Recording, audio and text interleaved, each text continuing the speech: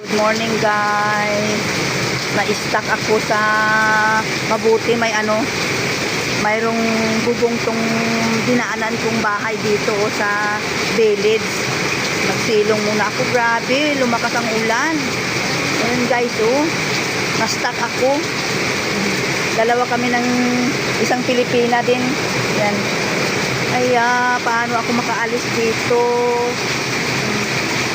Ang lakas ng ulan.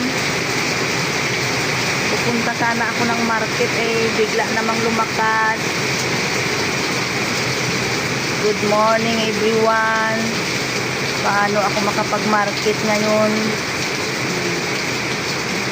Lakas-lakas ng ulan. Yan.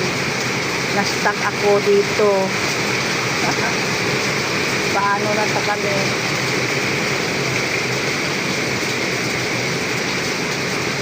Yan. Happy na lang.